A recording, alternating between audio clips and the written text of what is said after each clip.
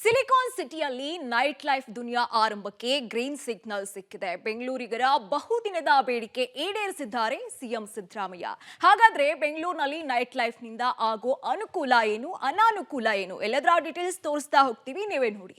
ಬೆಂಗಳೂರಲ್ಲಿ ಮಧ್ಯರಾತ್ರಿ 1 ಗಂಟೆವರೆಗೆ ನೈಟ್ ಲೈಫ್, 11 ಗಂಟೆವರೆಗೆ ಇದ್ದ ಸಮಯ 1 ಗಂಟೆವರೆಗೆ ಬೆಂಗಳೂರು ಸೇರಿ 10 ಮಹಾನಗರ ಪಾಲಿಕೆ ವ್ಯಾಪ್ತಿಯಲ್ಲೂ ವಿಸ್ತರಣೆ. ವಾಣಿಜ್ಯ ಹಾಗೂ ವ್ಯಾಪಾರದ ದೃಷ್ಟಿಯಿಂದ ವಹಿವಾಟು ವಿಸ್ತರಣೆ. ಸಿಲಿಕಾನ್ ಸಿಟಿಯಲ್ಲಿ ನೈಟ್ ಲೈಫ್ ಬೆಂಗಳೂರು ಪೊಲೀಸರಿಗೆ ದೊಡ್ಡ ಸವಾಲಾಗಲಿದೆ. ನೈಟ್ ಲೈಫ್ ನಗರದಲ್ಲಿ ಅಪರಾಧ ಚಟುವಟಿಕೆ ಹೆಚ್ಚಾಗೋದಕ್ಕೆ ಕಾರಣವಾಗುವ ಆತಂಕ ಪೊಲೀಸರಿಗೆ ಕಾಡತೊಡಗಿದೆ.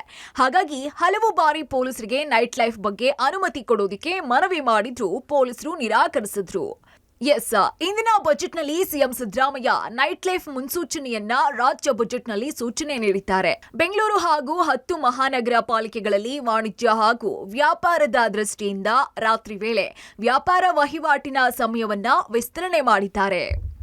ಬೆಂಗಳೂರು ಹಾಗೂ 10 ಮಹಾನಗರ ಪಾಲಿಕೆಗಳಲ್ಲಿ ವಾಣಿಜ್ಯ ಮತ್ತು ವ್ಯಾಪಾರದ ದೃಷ್ಟಿಯಿಂದ ರಾತ್ರಿಯ ವೇಳೆ ವ್ಯಾಪಾರ ವಹಿವಾಟಿನ ಮೇಲಿನ ನಿರ್ಬಂಧವನ್ನು ಬೆಳಗಿನ ಜಾವ 1 ಗಂಟೆಯವರೆಗೆ 1 AM ವಿಸ್ತರಿಸಲಾಗುವುದು. ರಾತ್ರಿಯ ವೇಳೆ ವ್ಯಾಪಾರ ವಹಿವಾಟಿನ ನಿರ್ಬಂಧವನ್ನ ಬೆಳಗಿನ ಜಾವ 1 ಗಂಟೆ ತನಕ ವಿಸ್ತರಿಸುವುದಾಗಿ ಸಿಎಂ ಸಿದ್ದರಾಮಯ್ಯ ಘೋಷಿಸಿದ್ದಾರೆ. ಬಿಬಿಎಂಪಿ ಸೇರಿ ರಾಜ್ಯದಲ್ಲಿ ಬಳ್ಳಾರಿ, ಬೆಳಗಾವಿ, ದಾವಣಗೆರೆ, ಹುಬ್ಬಳ್ಳಿ, ಧಾರವಾಡ, ಕಲಬುರಗಿ, ಮಂಗಳೂರು, ಮೈಸೂರು, ಶಿವಮೊಗ್ಗ, ತುಮಕೂರು ಹಾಗೂ ವಿಜಯಪುರದಲ್ಲಿ ಮಹಾನಗರ ಪಾಲಿಕೆಗಳಿವೆ. ಈ ಎಲ್ಲಾ ಮಹಾನಗರ ವ್ಯಾಪ್ತಿಗಳಲ್ಲಿ ಇನ್ನು ಮುಂದೆ ರಾತ್ರಿ 1 ಗಂಟೆ ತನಕ ವ್ಯಾಪಾರ ವಹಿವಾಟು ನಡೆಯುತ್ತೆ. Nagesh, crime bureau, public TV.